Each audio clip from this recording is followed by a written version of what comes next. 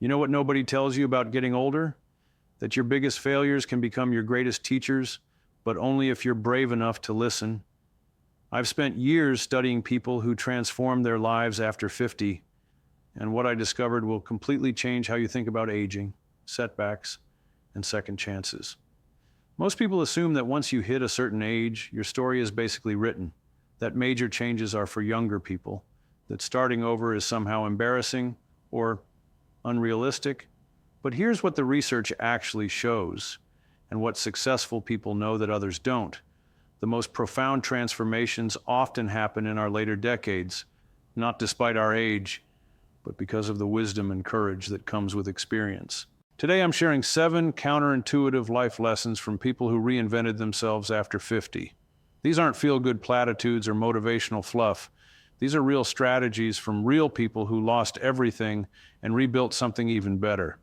And by the end of this video, you'll understand why your so-called failures might actually be your greatest assets. The first lesson comes from a 70-year-old restaurant owner who lost everything during the pandemic.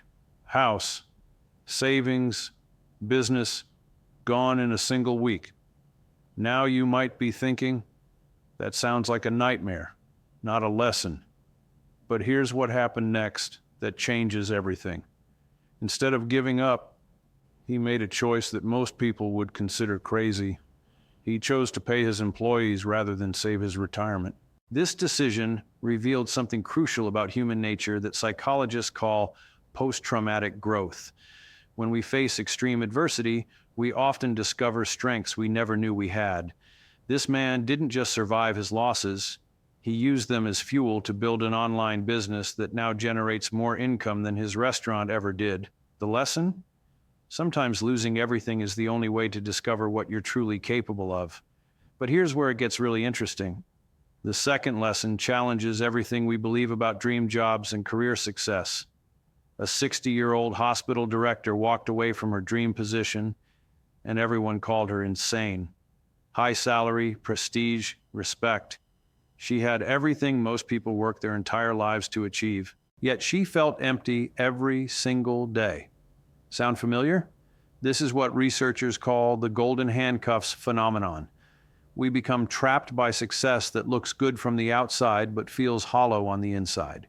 Her breakthrough came when she realized she was spending more time in meetings than helping patients, which completely contradicted why she became a nurse 40 years earlier.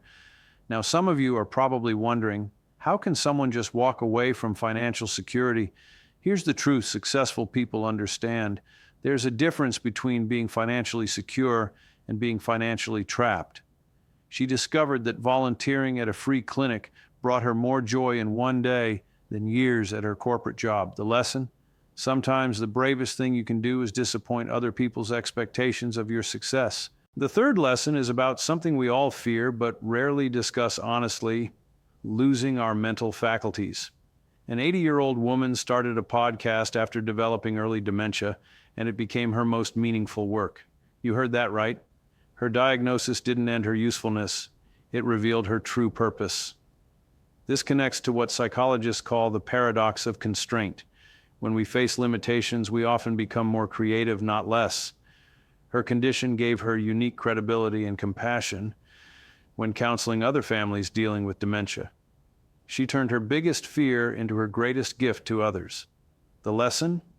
Your struggles don't disqualify you from helping others. They qualify you in ways that nothing else can. Now, here's where most people get this completely wrong. The fourth lesson involves a concept that society teaches us to avoid at all costs: failure. A 55-year-old man lost his entire retirement fund to a financial scammer. Devastating, right? His family was furious, his reputation was ruined, and he felt like a complete failure. But research shows that people who experience significant setbacks often develop what's called failure immunity. They become less afraid of taking risks because they've already survived their worst-case scenario. This man used his experience to help others avoid similar scams, turning his shame into a shield for thousands of other people. The lesson? Your biggest mistakes can become your most valuable credentials if you're willing to transform pain into purpose. The fifth lesson challenges our assumptions about relationships and starting over. A 62-year-old woman received a phone call that ended her 20-year marriage in 5 minutes. But instead of destroying her, it liberated her from 2 decades of pretending to be happy. This illustrates what relationship experts call the authenticity paradox. Sometimes the worst news becomes the catalyst for the best changes. She had been living someone else's life for 20 years, and losing her marriage forced her to rediscover who she really was underneath all those compromises. The lesson? Sometimes what feels like an ending is actually a beginning in disguise. Here's something that might surprise you about the sixth lesson. A 75-year-old woman enrolled in college and became the oldest graduate in her university's history. Her motivation? Her granddaughter called her stupid for not understanding homework. Instead of getting defensive, she got determined. This demonstrates what educators call the growth mindset advantage. Age becomes an asset, not a liability, when you approach learning with curiosity rather than ego. The younger students initially stared, but soon became her biggest supporters. The lesson? Learning has no expiration date, and sometimes the best time to prove something is when everyone expects you to give up.